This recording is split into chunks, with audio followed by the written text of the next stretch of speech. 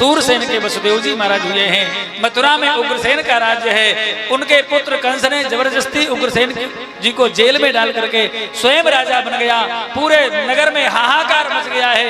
प्रजा में पुनः सम्मान प्राप्ति की इच्छा से कंस ने अपनी चचेरी बहनों का विवाह अपने मित्र वसुदेव जी के साथ में कर दिया। सबसे छोटी बहन देवकी का विवाह करके विदा करने के लिए रथ में सवार होकर के जा रहे थे। आकाशवाणी हो गई, अस्यास त्वामष्टमो गर्भो हत्तायाम मासे बुधा। अरे भोजराज, जिस बहन को बड़े प्यार से लाड़ दुलाड़ से विदा करने जा रहे हो, उसी का 8वां पुत्र तुम्हारा काल होगा। और श्रद्धा थी थोड़ी, दिखावा कर रहे थे महाराज। केस पकड़ करके महाराज रथ से खींच लिया है। तलवार से मस्तक काटना चाहते थे, लेकिन तभी वसुदेव जी ने हाथ पकड़ लिया। भोजराज, अब तक तुम्हारी बहन थी, लेकिन अब ये हमारी पत्नी है और पत्नी की रक्षा करना हमारा कर्तव्य है। इसलिए महाराज आप इनको मारिए मत। इनका जो भी पुत्र होगा, पुत्र होते ही हम आपको सौंप देंगे। छोड़ दिया है। प्रथम पुत्र होते ही श्री वसुदेव जी महाराज लेकर के कंस के पास में गए हैं। कंस को दया आ गई, ये मेरा काल नहीं, मेरा काल 8वां है। महाराज लेकर के वापस चले गए। नारद जी ने जाकर के कंस को उकसाया, बोले देवताओं की माया जानी नहीं जाती, वो पहले को 8वां बना दे, 8वें को पहला बना दे। एक अष्टदल कमल लेकर के गिनती कराई, 1 2 3 4 5 6 7 8। बोले पहले को छोड़ो, दूसरे से गिनो, 1 2 3 4 5 6 7 8, पहली 8वीं हो गई।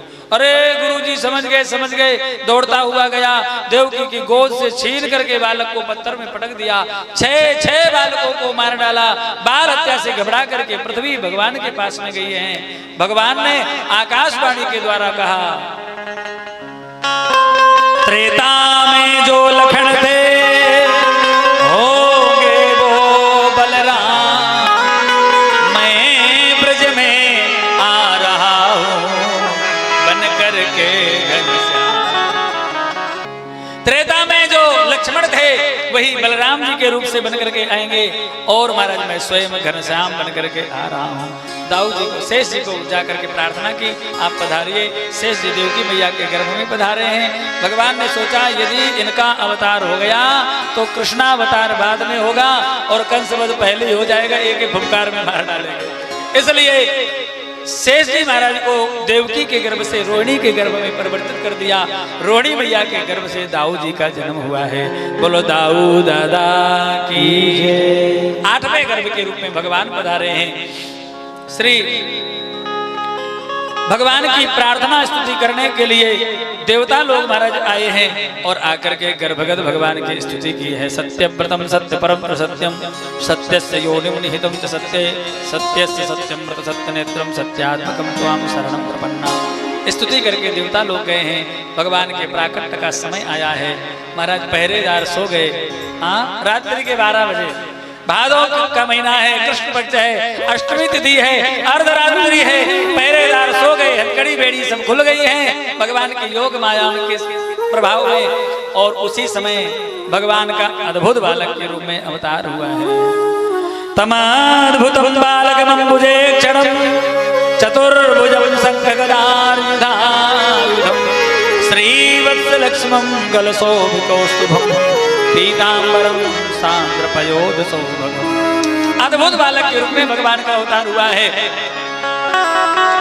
4 भुजाएं हैं, शंख चक्र गदा पद्म धारण किए हुए, पीतांबर धारी हैं, कौस्तुभ मणि धारण किए हुए हैं। श्री वसुदेव जी महाराज ने देवकी मैया ने सुंदर स्तुति की है और बोले पिताजी ज्यादा देर स्तुति मत करो, मामा जी आ जाएंगे, इसलिए ऐसा करो हमें जल्दी से गोकुल पहुंचा दो। एक सूप प्रकट हो गया। ठाकुर जी सुंदर बाल स्वरूप में हो गए, सूप में विराजमान करके ले करके चले हैं। महाराज बढ़िया भयंकर काली काली घटाएं घिर आई हैं। बड़ी तेजी से मेघ गर्जना कर रहे हैं, बिजली चमक रही है, मंडूक मेढक बोल रहे हैं, मानो बहुत से बड़ुक समुदाय वेद मंत्र उच्चारण कर रहे हैं। मेघानाद घटा घटा घट घटा घाटा घटा दुर्घटा मंडूकश्चित् बको बको बको बको बाको बको ब्रूबको विद्युत ज्योति चकीमकी चकमकी चाकीमकी दृश्यते इत्थम नंद किशोर गोप बनिता भाचस्पति चात्मा भाचस्पति पात्मा। यमुना जी के किनारे पहुंचे। यमुना जी उथाल तरंगों से महाराज बढ़ने लगी हैं। जैसे वसुदेव जी प्रवेश किए ऐसा लग रहा था कि अब यमुना जी डुबा ही देंगे। क्यों? यमुना जी सोच रहे थे पति देव जा रहे हैं, चरण तो छू लूं।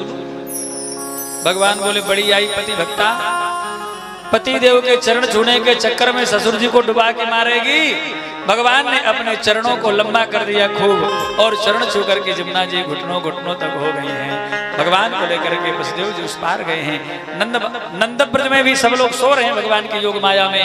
मैया यशोदा के पर्यंक में एक लाला एक लाली पोढ़े हैं। जैसे ही अपने लाला को पोढ़ाया है वो नंद बाबा के लाला में विलीन हो गया, और लाली को कन्या को लेकर के आए हैं।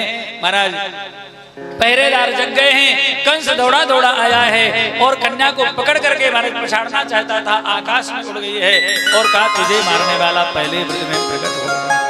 इधर सुनंदा बुआ की नींद खुली है, नंद बाबा को बताया है, और कासे की थाली लेकर के पंच मंजिला अट्टालिका में चढ़ करके बड़ी तेजी से थाली बजाई है। और महाराज जैसी मांगलिक ध्वनि सुनी है, मांगलिक ध्वनि सुनते ही सभी ब्रजवासी झूमने लगे, नाचने लगे, गाने लग गए।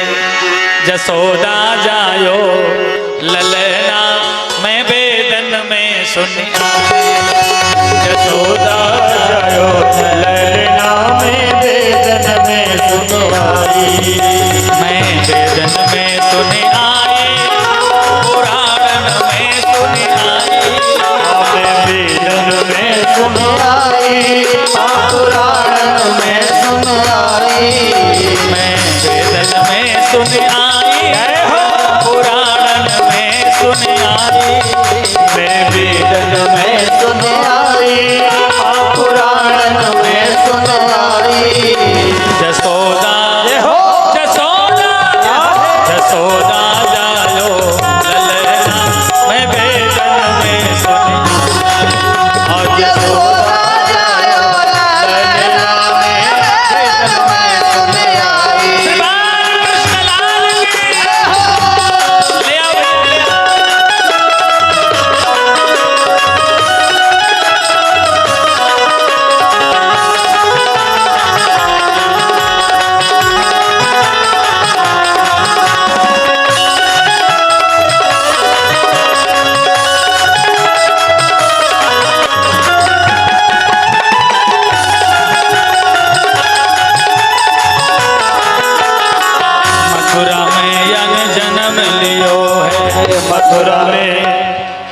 मथुरा में यन जन्म लियो है, मथुरा में यन जन्म लियो है, मथुरा में यन जन्म लियो है, मथुरा में यन जन्म लियो है। गोकुल में